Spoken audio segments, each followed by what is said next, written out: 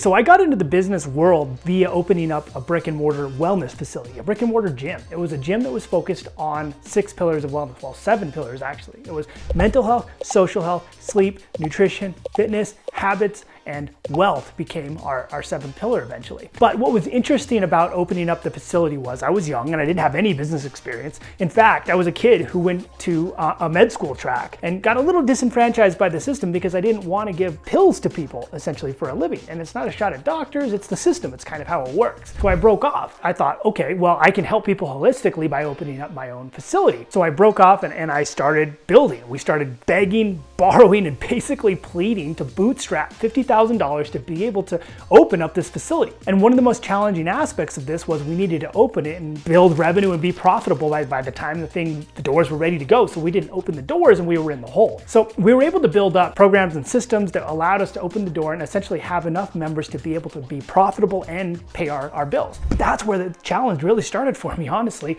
because what I had to learn in that experience was being a business owner is hard. It's a grind. Nobody told me what to do. Nobody told me how to do it. There was no manual on what to do. I was just a kid who opened the door and had to figure things out every step of the way. I had to do everything in the beginning. And it was hard because there's never enough time in the day. There's never enough time to get all of the things done that you need to actually get done. And it took me about a year to actually figure out that this wasn't how I had to live forever. I know a lot of business owners in the beginning get stuck in this rut and this place where they think they're gonna have to do this forever. They think they're gonna be on this path for the rest of their life where all their time is taken up and they have to do everything. But it couldn't be further from the truth, because what I did about a year into it was I recognized that I was doing everything. But I also recognized that now I had the finances, I had the capabilities, I had the leadership, and I had the systems to be able to bring about and hire staff. I was able to hire coaches to coach on the floor. I was able to hire admin people for the back end. I was able to hire plumbers and stuff like that when the plumbing broke down, because a brick and mortar has so much going on with it that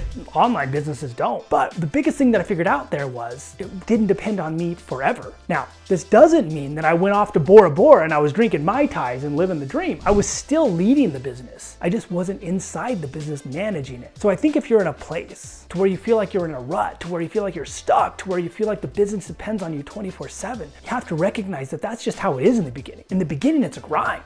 You have to do everything. You have to figure everything out. You have to build the systems. You have to find the staff. You have to learn how to replace yourself. Every single little piece of the business depends on you. And so many people quit on this part of the journey. They quit in the first 5 years because it's too hard. They don't want to grind. They don't want to push this hard. They can't see the future beyond where the business doesn't depend on them, so they just give up. And it's not a shot at people who do give up, because it's hard. It is a grind. It's not easy. There's a lot of sleepless nights. In my first year, my little sister called me a vampire because I only got up at about 4 a.m. when it was dark out, and I was done basically around midnight when it was dark out. I never saw the sun. So she said, Chandler, you seem kind of like a vampire. You never go out in the sun. And that's a moment when I recognized that I needed to learn how to scale. I needed to learn how to replace and remove myself from the tasks that I don't need to be doing in my business. I don't need to be working inside 24/7. I need to be able to work on the business. I need to be able to work on the growth platforms, managing the staff, making sure we're profitable, understanding how we create revenue streams, and ultimately creating something to where we're constantly reinventing ourselves. And that's what you have to mold yourself into over time. You take yourself from the world's best employee who does everything to the CEO who manages and leads, and eventually to the CEO who leads, and his managers or her managers manage. So just remember, if you're on this journey, if you feel stuck, if you feel broken, if you feel lost, if you feel a little confused, you're not alone.